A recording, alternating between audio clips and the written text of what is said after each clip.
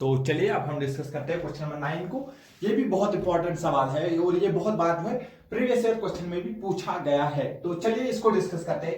क्या कह रहा है? कह रहा है आपके पास जो है एक जो है मच्छर वाला जाल होता है, मॉस्किटो जो है नेट है आपके पास, ठीक है। वो आपने अपने बेड के ऊपर रखा है और बेड की लेंथ कितनी दी हुई है, यानी कि उस नेट की जो लेंथ हमें दी हुई है वो हमें कितना दिया है, 7 मीटर दिया हुआ है। और उसने कहा है लेंथ को आप क्या मान लीजिएगा, एक्स एक्सिस के अलोंग मान लीजिएगा और इसको आप ओरिजिन मान लीजिएगा 0,0,0।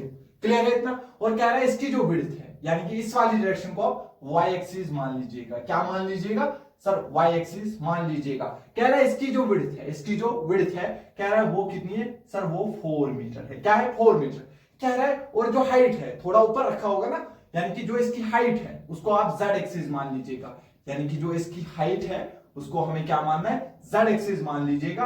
और वो हमारे पास 3 मीटर दी हुई है। कितना दिया हुआ है? 3 मीटर दिया हुआ है। पूरा समझ आ गया? ठीक है, आपको ये डायग्राम बनाने की जरूरत नहीं है। जब आप ट्रेन हो जाओगे आप डायरेक्टली बोलोगे सर x में कितना है सर? 7 मीटर। फिर जो विड्थ है वो y में दिया है, that means 7i cap 4j cap 3k cap, बस खत्म हो गया। ठीक है, क्लियर हुआ? आप भी इतने ट्रेन हो जाओगे कुछ टाइम बाद। देखो ठीक है सर। सर क्या है? कह रहे मच्छर जिसका जो एक कोना है वो कटा हुआ है, यहां से मच्छर जाता है और वो डायगोनली अपोजिट वाले कॉर्नर पे बैठ जाता है। तो आप हमें क्या बताइए? आप हमें जो है इसका डिस्प्लेसमेंट बता दीजिए, यानी कि उसका मैग्नीट्यूड और डिस्प्लेसमेंट को कंपोनेंट फॉर्म में भी लिखिए। तो सिंपल देखो, पहले मैं आप बी पार्ट का ही आंसर लिखता हूं। डिस्प्लेसमेंट को आप कंपोनेंट फॉर्म में कैसे लिखोगे?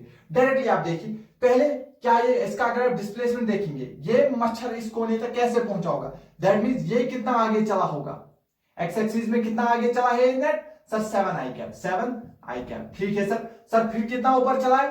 फिर ऊपर चला है सर 4, दैट मींस 4, ये क्या है y एक्सिस के अलावा, दैट मींस 4j कैप। ठीक है सर। फिर इसको उड़ना पड़ेगा ऊपर, तभी ये इस कॉर्नर पे पहुंचेगा। वैसे तो पहुंचेगा डायरेक्टली, लेकिन डिस्प्लेसमेंट जब हम लिखते हैं तो हम देखते हैं ओवरऑल नेट आगे कितना चला, फिर ऊपर कितना गया और उसके बाद फिर ये उड़ा कितना है। ठीक है, तो वो 3 मीटर और ऐड हो जाएगा, यानी कि k कैप, साइड एक्सिस के अलावा k कैप। ये आपका हो गया बी पार्ट का आंसर। ए पार्ट का आंसर क्या है? बस इसका मैग्नीट्यूड निकाल दीजिए।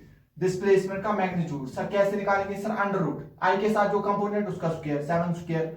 सर इसका कंपोनेंट कर दीजिए सर 4 स्क्वायर, इसका कंपोनेंट कर दीजिए 3 का स्क्वायर। ठीक है, 7 का स्क्वायर सर कितना होता है सर? वो होता है 49। ठीक है, 4 का स्क्वायर होता है 16, 3 का स्क्वायर होता है 9।